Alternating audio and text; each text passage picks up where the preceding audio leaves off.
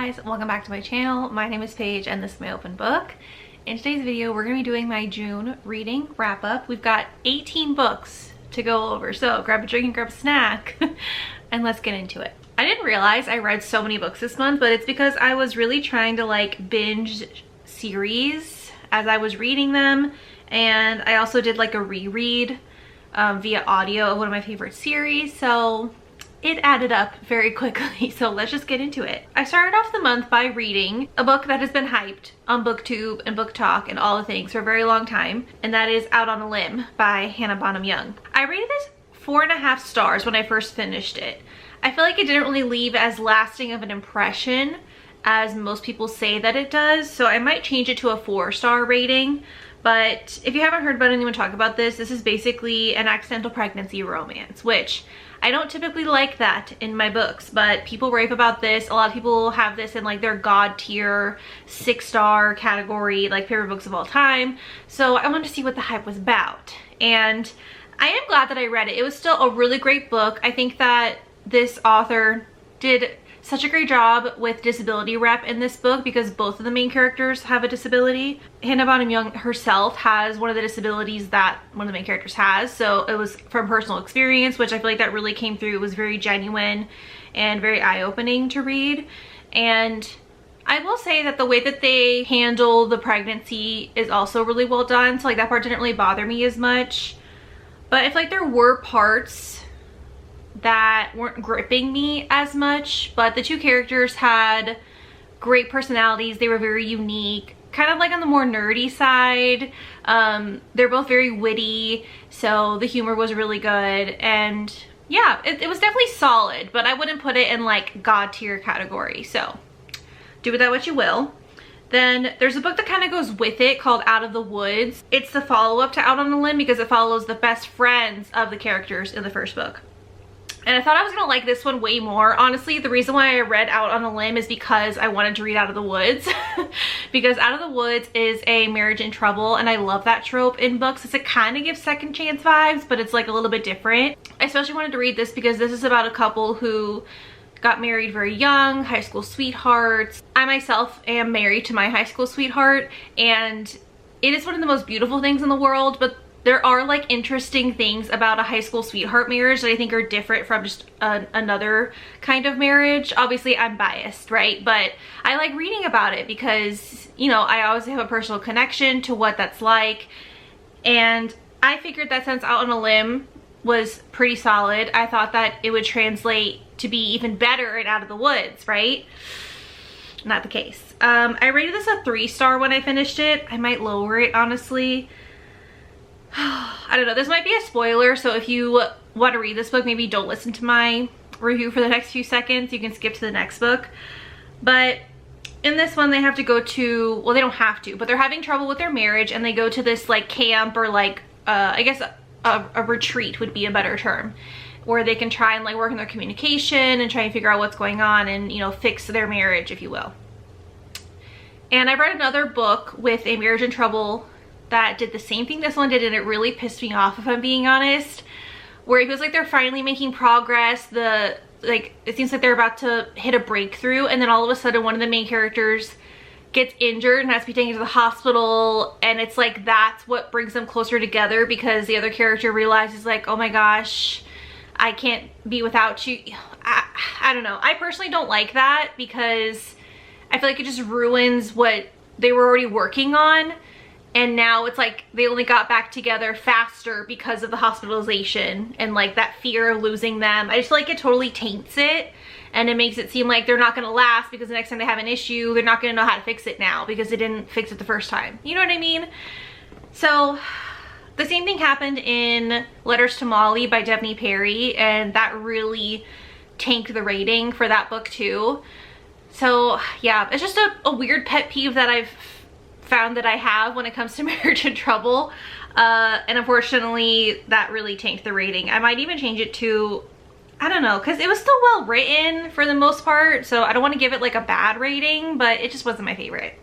So after that, not gonna lie, I was feeling a little slumpy. This slump has been hard to kick, y'all. Like, I'll think that I kicked it, and then I'll read something else and I'm like right back in it. So it's like this. It's like this.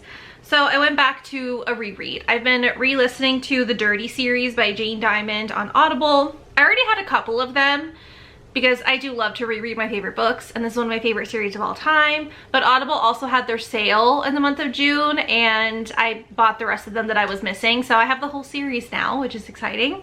And the first book, Dirty Like Me, it kind of starts off with the female main character. Her best friend works at a talent agency, and she goes to her friend's work to bring her cookies, I think, or something like that, because she's one of those people that like stress bakes.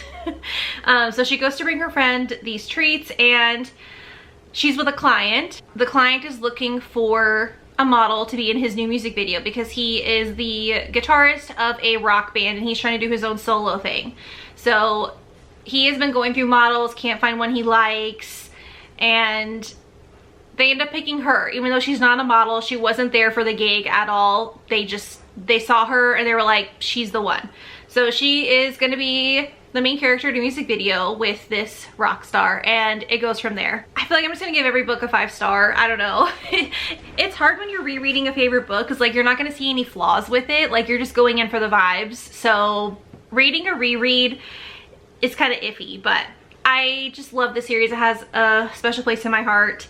And yeah, I love a good rock star romance, and this is one of the best, if not the best, in my opinion. Okay, then I read Silver Elite by Dani Francis because I wanted to see what the hype was about. Plus, I've been in like more of a fantasy, dystopian kind of mood because I reread Hunger Games last month. So I wanted this to scratch the itch.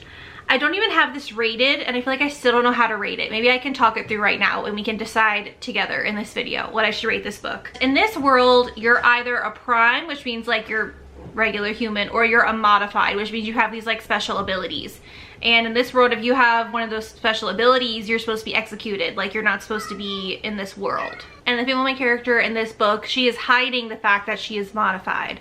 So she's been staying with her uncle for pretty much her whole life. She has survived in like really tough conditions, and she somehow gets roped in to be part of Silver Elite, and she gets taken in and she's forced to do training with like the Prime Army basically.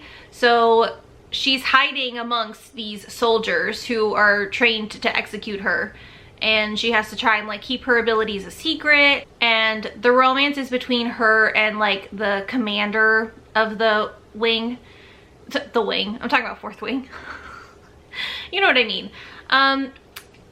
This definitely gives Divergent vibes, I will say, more so than Hunger Games, which I'm not mad at. I love the Divergent books. So I was definitely here for the vibes. I like the world, I like the atmosphere. I think it's just the characters I wasn't really a big fan of. I've seen other people give the same feedback where the male main character, like, he's kind of conflicting with his energy. I think it's, and it could be my fault because I'm going in with Divergent in my brain, right? And 4, as an MMC, he keeps his cards close to his chest. You know, he does not reveal his feelings. You don't even know that he likes her until pretty late on. And I thought this would be the same kind of vibe where it's more of a slow burn, but the male character is obsessed with her right away. And I don't always dislike that, but for some reason with this type of character where he's supposed to be like the, you know, the guy in charge, the tough army general guy, who's supposed to be like her enemy, it's just, it felt like I had whiplash because I'm like, I don't know who you are. I can't read your vibe because like, are you a sap or are you a hard ass? Like I can't tell which one you are. So that was kind of weird because when it was like the love scenes or like the spicy scenes, he read more pathetic, honestly. And honestly, she kind of did too. I didn't like how they just so quickly abandoned everything they were fighting for and like their morals and who they were as people, like just to have sexy time with each other. I don't know, it just didn't feel genuine, and I think that's why it's hard for me to give this a super high rating. But the vibes are 5-star, you know, like the atmosphere, the world that they're in, the plot, like that's 5 stars for sure. I love the plot, but I just don't love the main characters, and like their connection doesn't feel genuine to me. So I don't really know what to rate this. I feel like 3-star is safe, but I want to give it a 4 maybe. So I guess like 3.5. I guess we'll land on 3.5 for now, but those are kind of like my mixed opinions on that book. Okay, another kind of disappointing one that I don't know what to rate. This is Atmosphere by Taylor Jenkins Reid. I love Taylor Jenkins Reid. This was a 5-star prediction. Every book by her has been a 5-star that I've read. This one was a disappointment. It was not a 5-star. There's nothing wrong with it. It just didn't grip me personally, and I think the appeal of why I love Taylor Jenkins Reid is because when she writes, you become obsessed with the characters. Like, you want to know every single thing about them. You want to know what they're thinking, what they're doing. You want to know what they did 5 years ago on a random Tuesday, and you want to know what they're gonna do next week. And I don't know, it just feels like you're watching a documentary of someone that you're like obsessed with. You know what I mean? And with this one, I found the space, Atmosphere, very fascinating, and I did want to read more about that. And I think I wanted it to be more about that and like the science and the history behind what it was like to be a woman in NASA so early on. I think I wanted it to be more about that, and instead it was more about the female main character like finding herself and like learning who she was. And it was a lot about like her and her relationships, and her niece that she had to help take care of because her sister was a terrible person. I don't know, I feel like it was too much about that for me personally. I wanted to know more about the other side of her life, and I think that's why it was disappointing for me personally. So I'm probably gonna give it a 3-star just because like it didn't feel like anything special personally.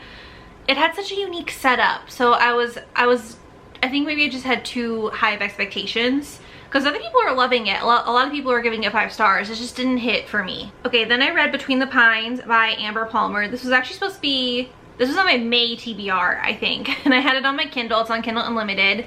And it was a book I hadn't seen anyone talk about. My Kindle just recommended it to me. It's a cowboy romance, and it was pretty solid. I gave it 3.5 stars. Kind of another, you know, scenario where it's nothing groundbreaking, but it was a solid cowboy romance. So in this one, the female main character has, I mean, not even a one-night stand. It's kind of like a weekend of sexy time with this guy. She goes, I think she just gets over a breakup, if I'm not mistaken, and she is traveling to a different town just to like get away from it all. And she stumbles across a bar, meets the guy who owns the bar, the bartender, and they have a whirlwind of a weekend romance, but she has to go back to reality. She can't stay there forever. He feels heartbroken because she just leaves. Doesn't know her name, doesn't know where she lives, never to see her again, whatever. Well, of course they get reunited because it's a romance book. He ends up going to work for the ranch that her family owns, so they are reunited again, and it is their romance. The plot twist wasn't really a plot twist. I could see it coming from a mile away, but I think it was still well done. The characters are really good. And again, I don't think this is kind of like the opposite problem of Silver Elite, where I loved the characters and that really carried the rating. The writing isn't anything like out of this world, standard small town, meddling family kind of plot, right? If you're in the mood for another small town romance and you've already read all the popular ones, all the favorites, you're looking for something new, check this out. I think it's going to be a trilogy too, because I think her sisters are also going to have books, so that's exciting. Okay, then I finished the Powerless series. You guys, I read Powerless in May, and I bought all the books, and I binged them this month. So here they all are. I think this is my favorite fantasy series I've read, my favorite romantasy, honestly. Where do I begin? Where do I begin?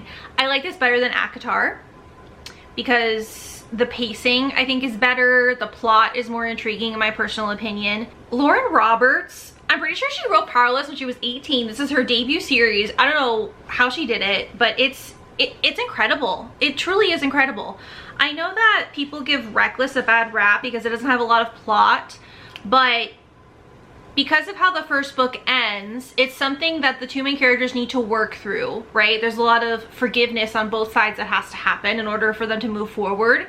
And I personally think that Reckless was really well done because she takes the time for the two characters. The plot is very character driven. It's just about the two characters working through shit. And they honestly needed that. I feel like it was justified. It made sense. It went along with real life timing, in my opinion. And Fearless, I don't think I've ever gone through that many emotions in one book, and this is not even that long of a fantasy. Like if you're thinking about the most popular fantasy series, they're really long. I feel like they get drawn out. There's a lot of fluff. And sometimes it feels like they kill characters like just for the shock value. Like sometimes they just do things that don't feel intentional. But I can 1000% confirm that every single thing Lauren Roberts wrote from the page 1 of Powerless to the last page of Fearless had an intention. Very clear intent. Everything felt like it was wrapped up in a nice little bow. She circled back to every plot line that you thought was left unanswered. She brings back things from book 1 that you didn't even remember in the last book. That just makes so much sense. It ties everything together so perfectly. Like, this was the most well thought out fantasy I've ever read. Ever. Yes, ever. This is my favorite romantic series. 6 stars, obviously. And there's gonna be another book. She's gonna write Fearful, which is gonna be another novella, kind of like how Powerful was. And it's gonna be about a different character. It's gonna be about the brother, I believe. So I'm really intrigued to read that. But yeah, like, I don't even know how to, it's hard to tell you what the whole series is about, obviously, because I don't want to spoil what happens in book 1. But just to give you an idea of the world is you have, this is kind of the opposite of Silver Elite, where most people have powers, and if you're an ordinary and you don't have powers, you're considered like diseased and you should be exiled. So it's kind of the opposite, but that's kind of the quick basis rundown of the world. And I'm literally obsessed. This is gonna live rent-free in my brain for the rest of my life. And anytime I read a fantasy, I'm gonna compare it to this. So the stakes are high. And you wanna talk about book boyfriend? Kai? He's a poet. He is a wordsmith. He's a sweet baby angel. Nothing compares. Nothing compares. Okay, I'm gonna hop off my Powerless soapbox now. Okay, now we have, I read the next 2 books in the Dirty series. The second book, Dirty Like Brody, is about the sister to the male main character in the first book. And it's an age gap romance because it's his younger sister with their band manager. They have history together. Their love story kind of starts from when she was, I think they meet when she's like 7, I want to say, something like that. So it kind of, you know, has a lot of flashbacks to what it was like for them growing up and everything that they've been through. I will say that upon reading this a second time, this one didn't hit as hard as it did the first time. On the reread, I gave it a 4-star. I wish that when she had the flashback scenes, it was like a dual timeline where like the chapters alternated between the years, because sometimes it was kind of hard to keep track, because when they had the flashback scene, she wouldn't tell you what year it was or that the character was having a flashback. It would just be in the same POV chapter as the present time, but the character would just be thinking about something that happened in the past, and you would have to try and like piece it together on your own. So that was a little confusing in the reread, especially because I was listening to it, I think, instead of reading it physically. So I would have appreciated if it was written a little bit differently, but that's just me being picky. Then I read Dirty Like Us, which is kind of like a prequel, because you find out that 2 of the characters eloped and there's like, and they've been married and no one knew about it. So this kind of gives you that little backstory. A Married in Vegas, Friends to Lovers novella. Solid 4-star. I also read Dirty Wedding Night, which takes place between book 2 and book 3, because it has the wedding of the characters in the first book, and a lot of stuff happens to a lot of the characters, so it gives multiple POVs, lots of shenanigans going on at the wedding, after the wedding, before the wedding. So you kind of get caught up on all of that. Then, oh my god, we ended the month with a bang. I read the King's Trace Anti-Hero series by Savar Miller. Y'all think Dom by S.J. Tilley is unhinged? You need to read these men. These men are crazy, crazy. Like, I'm talking marriage of convenience / forced arranged marriage, whatever. He walks in on her kissing somebody else, beats that guy to a pulp, and then has sex with her in front of him. Then in the second book, this is Mafia, by the way, in case that wasn't clear. Second book, Sweet Solitude. I don't even want to say it out loud. She has a habit of sleeping with guys on her dad's grave. and he sees her because he goes to visit his brother's grave often, and it's the same cemetery. And he really enjoys watching her do that. So unhinged, so unhinged. Like, I'm talking crazy mafia men. But I was eating it up. I was eating it up. It was so entertaining. Yes, it's batshit crazy, I know. But if you love a good mafia book, you need to read these.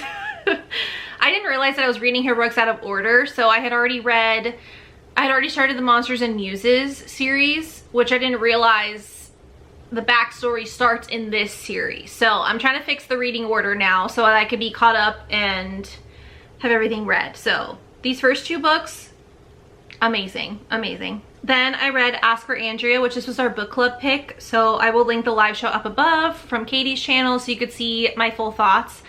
I don't know when I'm gonna rate this yet. Our live show is literally tonight when I'm filming this, so TBD. I don't really know what to tell you in this video, to be honest, but just to give you a quick overview of what it's about. It's 3 women that are ghosts because they were killed by the same serial killer, and now they're trying to stop him from killing somebody else. It's kind of the premise of the book. Then I read Heartless Hunter and Rebel Witch. So this is the Crimson Moth series by Kristen Ciccarelli.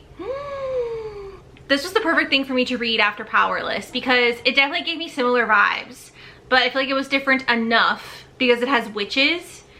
So I feel like it was different enough to where it didn't feel like it was competing with how well I liked Powerless, but it was giving me similar vibes in the dynamic between the 2 characters. So in this one, the female main character is a witch, but she is hiding as a witch because she is considered, or she's called the Crimson Moth. She helps other witches escape captivity and execution because in this world, the witches used to be in power, but then there was a revolution and the witches are no longer in power. They're seen as evil. They should be eradicated. They get executed on sight because the previous witches that were in power did some terrible things. So now witches are seen as evil. And they use blood magic, which I thought was very interesting. And the male main character is like one of the top witch hunters. So you have witch hunter, okay? He's literally trying to catch her, which doesn't even know that it's her, because in real life, she poses as like a vapid socialite who doesn't know anything. But then at night, she's the one saving all these witches and killing all these witch hunters. And she's like a little, she's a vigilante. So not only that, then they end up fake dating, which you know how that goes. They end up developing real feelings. It's messy. It's messy, but in the best way. 5 stars. 5 stars. I loved it. Loved it. Very mixed bag this month, but I had some standouts with the Powerless series and rereading the Dirty series, the Mafia Romance by Savar Miller, Chef's Kiss, Heartless Hunter, a good standout as well. Oh, I just realized I missed one. I did already talk about this book in my queer romance recommendation video, but I'll give it another shout out because it deserves it. This is Like a Love Story. And this one talks about what it was like in the 80s when there's a lot of like AIDS, homophobic propaganda out there.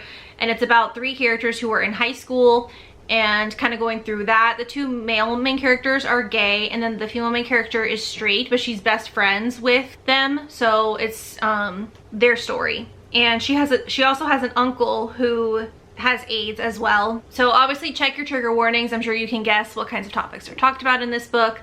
But like I said in my queer recommendation video, this should be required reading because I feel like it's so eye-opening and educational about what it was like back then and how these things can affect people on a national scale. Yeah, I think the author handled these really heavy, really important topics very well. And yes, it does focus on high school characters, but it did not read immature at all. It was very well done. I enjoyed this. I gave it 4.5 stars. Okay, now I'm done. That's gonna be it for today's video. Give this video a like and leave a comment down below telling me your favorite book that you read in the month of June. And be sure to hit that subscribe button so you can see my future videos, and I'll see you next time. Bye.